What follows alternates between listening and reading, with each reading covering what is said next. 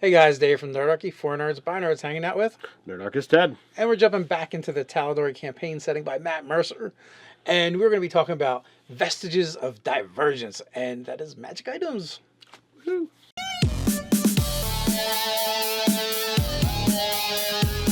Jump down in the description below where you can sign up for Nerdarchy the newsletter, get weekly gaming tips, as well as learn how to game with us. You guys can find a link to get your copy of the Tal'Dorei campaign setting down in the description below. Now we're going to be diving into the Vestiges of Divergence, which you can find on page 110. Now, these are unique magic items, artifacts, legendary items, however you want to call it.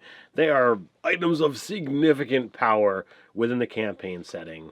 And I think before we get into the items themselves, you got to talk about the mechanics of it, which I think are at its concept, are really awesome things.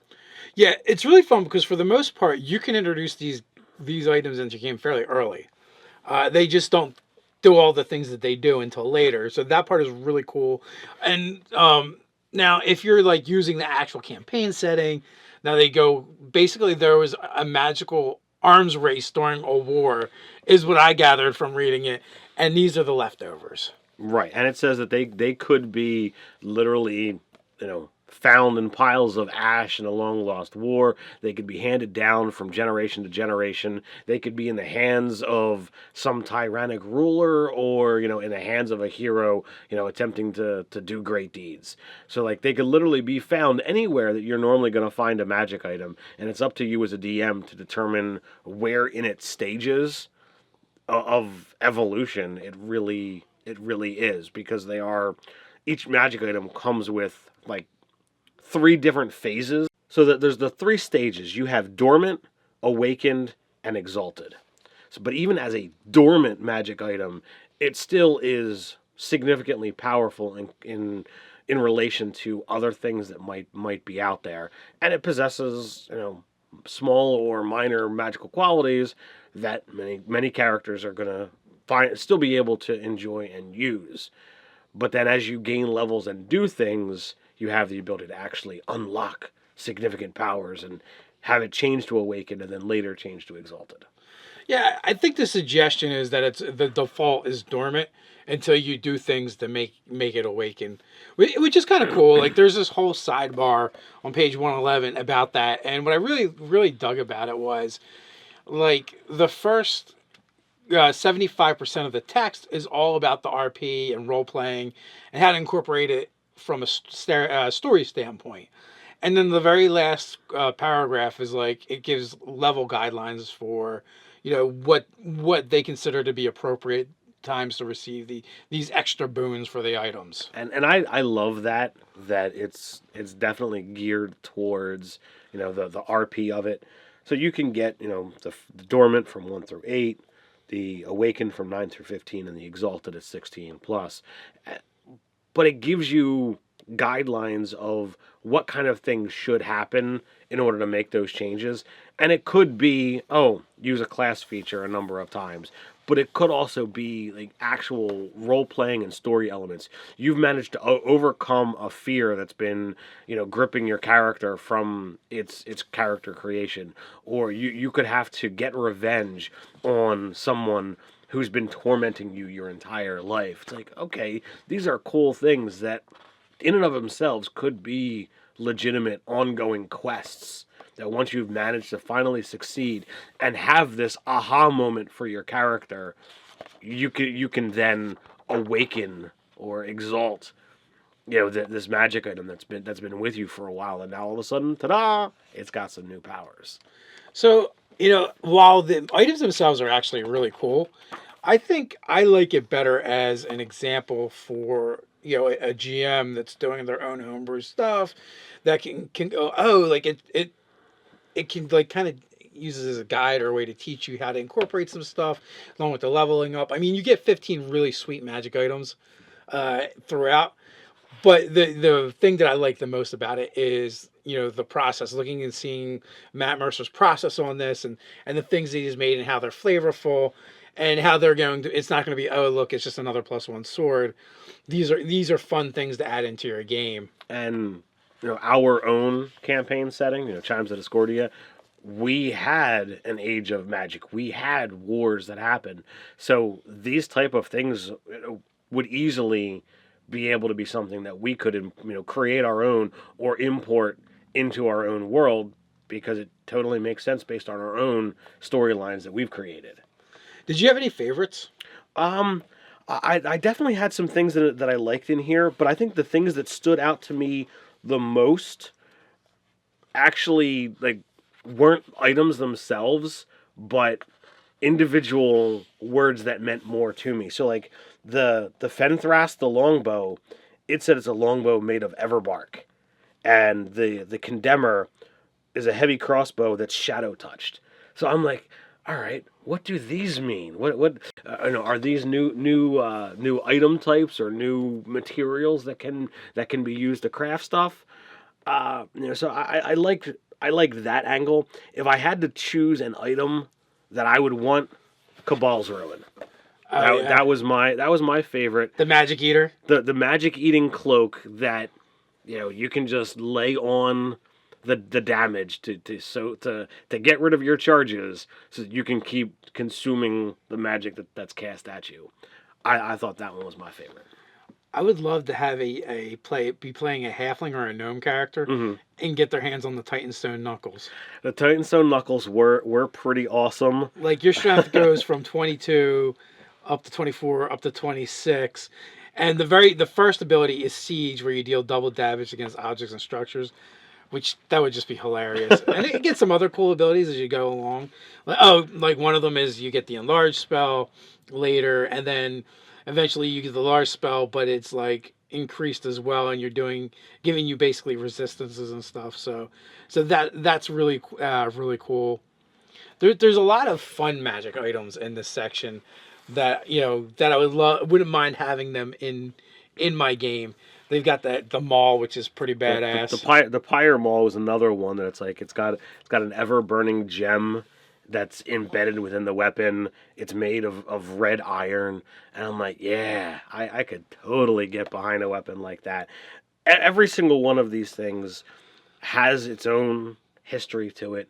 It's an item of legend, literally within the world. But to be able to have something like that at a low level, all right, the Titanstone gloves giving someone a 22 strength at a low level, I think that's a bit much. I would wait until they're closer to that mid game to do something of that kind of caliber. But some of the other ones where you don't jump the gun as much on stats, I'm like, okay, I can get behind this. Well, I think that's the only one that actually increases your stats. Yeah. There's another one that decreases, though. You have the Circlet of Barbed Vision, which is dedicated to the Spider Queen. You put the circlet on your head, and then barbs dig into your skull, and it actually twists your face, giving you a decrease of charisma by 2. So your bards, your warlocks, and your sorcerers want to avoid that one at all costs. Yeah, but your rogues, on the other hand, if you're not a talky rogue, it gives you some nifty abilities with rerolling attacks, bonuses to initiative, doing poison damage, being resistant to poison, that kind of stuff. Yeah, it comes in handy.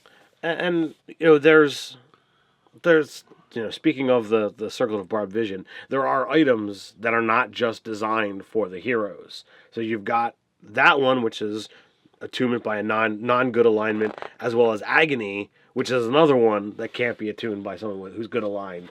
So you've got these things that they run the gamut of alignment and character types, and character classes if you want to pin things down. So I think 15 magic items that he really gave a good spread. Yeah, now forgive me guys, but we don't watch Critical Role, but I imagine some of these are actually in the hands of the players, from that game. So that's a curious thing. So if you guys know if any of the characters have actually possessed any of these that aren't that haven't been exalted or awakened, is any of this a spoiler to them? Are they not allowed to know any of this stuff? I feel like Whisper is well, that game ended anyway. So I feel like Whisper is because like the ability where you throw the dagger and then you can choose to teleport with it, turn into shadow. Because that one I've actually heard of and I've kind of ripped off for my own game. And my rogue has a pair of those daggers and like I put my own spin on it, but I was definitely inspired by the concept of the weapon that I heard about, from the Critical Role game. I'm like, that's really fun. That's a lot. That's cool. So that that might actually be Whisper, which is here, which has that ability. Very cool. So I think I mean, do we want to get into any more of these specifics? Maybe if we each just pick one and kind of like read about that one for the folks following along at home. All right. So then I'm gonna go with Pyre Maul, and we kind of read through a little bit of what the cloak was, but Pyre Maul is a deep red massive hammer, houses an ever burning gemstone of orange flame. It's a +1 weapon. Actually, it says +1 bonus to attack rolls. Then it does additional fire damage when you hit, and you can choose to have the weapon shed bright light in a 30-foot radius and dim light for an additional 30 feet. If you kill a creature with an attack using this weapon, the corpse is immolated, turning to ash. So great for knocking down undead so they don't get back up. When you awaken it, the bonus attack rolls goes to a +2. The fire damage goes to 2d6. As an action, you can slam the Pyre Maul into the ground, casting Burning Hands as a second level with a spell save DC 15. You can do it once every short rest. When you score a critical hit with this weapon, the target must succeed on a DC 15 strength save or be knocked prone. When you've made it exalted, the attack roll bonus goes to +3. Additional fire damage goes to 3d6. Burning Hands now cast as a third level. DC goes up to 17. When you score a critical hit with the weapon, the target must succeed on a DC 17 strength saving throw or be knocked prone. Additionally, when you crit with the weapon, it's going to do an additional 3d6. That's a lot of d6. Indeed. Now, the thing that I like... I had a question about that one. Do you read that as a crit? You're going to do an additional 9d6? That's the way I see it. He might be playing that additional dice aren't doubled, but if I were to award this in my game, then all dice double, and then because it says in addition, you just add the extra 3. That's what I would do. Yeah, so that's an extra 90. That's quite the fireball that you just dropped on them. Now the thing that going through this shows me is the scaling of spellcasting as it actually goes up. So since a lot of times the DCs on magic items of the spells that it casts become static, as you gain levels, those items become less and less useful because the DCs are no longer a challenge to your core adversaries that you're going to be fighting because they're going to be equal to your level. So to have a scaling DC because you've improved your magic item, I absolutely love it. Yeah, with that one, actually, one of my favorite things is just how you activate. How you activate the Burning Hands is by slamming it into the ground. Like, I was totally digging that. Yeah, and that's very, very thematic. I think it's great. But like I said, the spell goes up, the DC goes up. I'm greatly impressed by it. I'm actually going to stay on the same page as you. Okay. And go Spire of Conflux. This is another one I really liked. It's a staff. Legendary, requires attunement by a spellcaster. Powerful relic passed down from generation to generation of the Ashari leaders. The staff has 8 charges and regains die 4+2. Expend the charges daily at dawn. While holding the staff, you can expend some of its charges to cast one of the following spells from it using your spell save DC. So that's what I kind of like. It's based off of your spell save DC. The spell casting ability, or the spells that you're going to get: Burning Hands, 1 charge; Fireball, 3 charges. Now, I think this is really cool, especially if you do happen to be a druid, is because these are spells that aren't on your list. so that part I thought was really cool. Then when you get to Awakened, the maximum charge goes to 12. It's restored to die 6+2 at dawn, which is a little deviation from the typical, charge resetting. Usually you're getting, close to full with a lot of things that charge. But it's still pretty decent. You're gonna add some more spells to it. You're gonna get Ice Storm for 4 charges, Conjure Elemental for 5 charges. Not bad, and that's why the charges have to kind of go up. Also, whenever you cast a spell that deals fire, ice, or lightning damage, and you roll a 1 on a damage die, you can re-roll that die and must use the new result. Again, it's like a little empower effect, which is nice. Again, this really does make me think Druid, so it'd be a lot of fun for them. Now, I like that effect because it's not, whenever you're casting a spell through the staff, it's when you're casting a spell that does elemental damage, you get that free empower effect. Yeah, have this boon. Now, Exalted, the staff charges increase to maximum 20. It regains die 6 at plus 4 charges at dawn daily. Add the following spells to your list, and they get Chain Lightning for 6 charges and Firestorm for 7 charges. And the final ability is, while holding the staff, you gain a +1 bonus to spell attack rolls, and your spell save DC increases by 1. So all in all, like, no matter what kind of spellcaster you are, this is a really cool magic item to have. Absolutely. And since it's any kind of spellcaster, it doesn't matter whether you're an Eldritch Knight, whether you're an Arcane Trickster, whether you're a Cleric, you get access to these because you have spells. And it's probably going to be better for an offensive caster because they're the ones that are more likely to be, pushing that spell DC to be higher, improving their stats. And then you couple on, once it's exalted, getting that, that extra bump to your DC.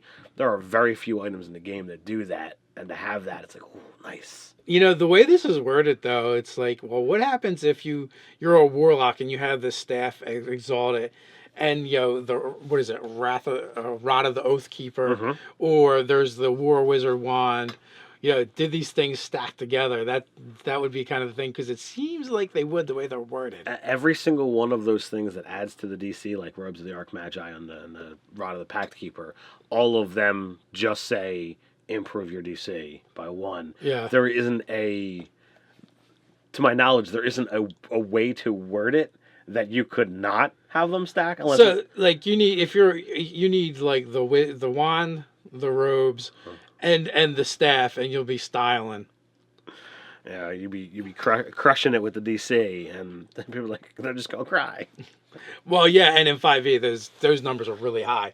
But the question is, guys, are you using the Tal'Dorei campaign setting in your games, or maybe you're just cherry picking it like we're going to do with it? We got a place for it where you can discuss it, and that's down in the comments below while you're at it. Like, share, and subscribe. Don't forget to jump down the description and grab your own copy of Tal'Dorei. So until next time, stay nerdy.